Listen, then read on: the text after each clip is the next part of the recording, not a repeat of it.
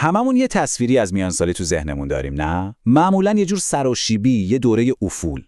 ولی اگه بهتون بگم کل این داستان، کل این تصور ممکنه اشتباه باشه چی؟ توی این برنامه می‌خوایم دقیقاً همینو بررسی کنیم. این که میانسالی واقعاً یه بحرانه یا یه جور فراخوان قدرتمند برای رهبری؟ این دقیقاً همون جمله‌ای بود که تو ذهن راکل شافیر بعد از گرفتن یه پیامک از دکترش چرخ می‌زد.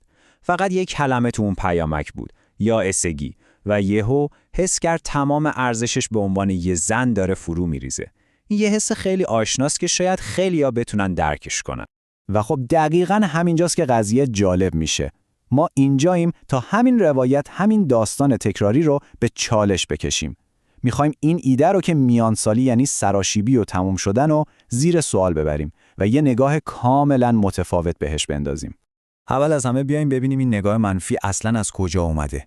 چطور شده که جامعه ما میانسالی رو تبدیل به یه بحران کرده؟ برای شافیر اون کلمه فقط یه تشخیص پزشکی ساده نبود. انگار یه جور حکم بود. حکمی که اول باعث شوک شد، بعد غم و در نهایت یه خشم خیلی عمیق. خشمی علیه یه فرهنگی که فقط جوانی رو ستایش میکنه و به زنا میگه که ارزششون با بالا رفتن سن کمتر و کمتر میشه. ببینید، مشکل میانسالی یه جورایی مشکل برندینگ یا روابط عمومیه. اینا کلمه‌هایی هستن که جامعه به این دوره از زندگی چسبونده. همش یه روایت تکراری از کمتر شدنه. انرژی کمتر، جذابیت کمتر، اهمیت کمتر. و خب این برچسب‌ها خیلی قدرتمندن، میدونید؟ خیلی راحت میتونن روی تصور ما از خودمون تأثیر بذارن. خیلی خوب. پس چطوری میتونیم این روایت رو عوض کنیم؟ این بخش دقیقاً در مورد همینه. بازنویسی داستان. اینکه چطور از یه دوره کمتر شدن برسیم به فصلی از بیشتر شدن. اینجا یه انتخاب داریم بین 2 تا فیلمنامه. فیلمنامه قدیمی رو که هممون میشناسیم، داستانش در مورد افول و از دست دادنه. اما فیلمنامه جدید داستانش در مورد فرصت‌های تازه است. به جای انرژی کمتر میگه الهام بخشتر.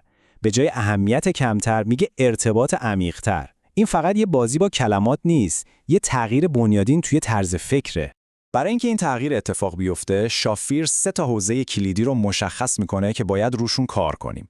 این 3 تا حوزه نقشه راه ما برای ادامه بحث هستن: بدن، روابط و هدف. بیاین با اولیش شروع کنیم، بدن. به جای اینکه تغییرات فیزیکی رو به چشم نشونه‌های شکست ببینیم، میتونیم اونا رو پیام‌های مهمی بدونیم که بدنمون داره برامون میفرسته. حالا به این آمار یه نگاهی بندازین، واقعاً تکون دهنده است. یه تحقیقی نشون میده که 70% زنا با علائمی مثل خستگی و مه مغزی درگیرن.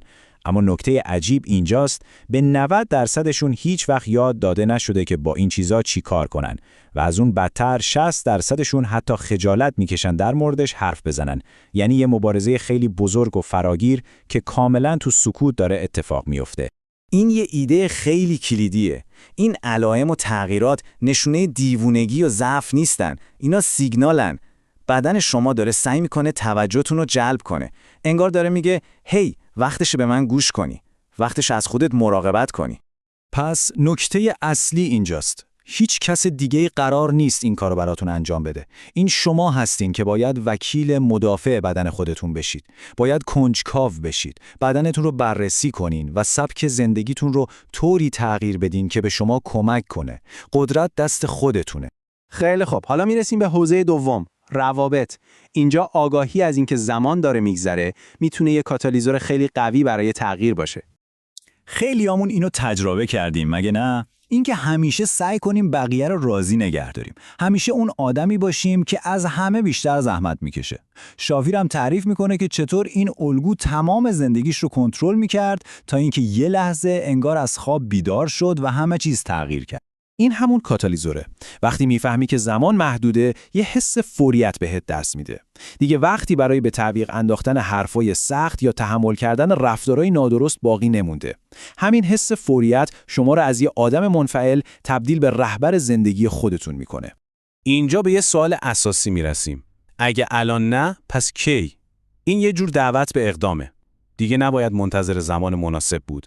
باید از این حس فوریت به عنوان یه سوخت استفاده کرد تا از خودمون دفاع کنیم و روابطمون رو از نو تعریف کنیم. و این ما رو میرسونه به آخرین و شاید قدرتمندترین تغییر دیدگاه. میانسالی پایان یه فصل نیست، بلکه یه جور آمادگی برای یه هدف جدید رهبری کردن.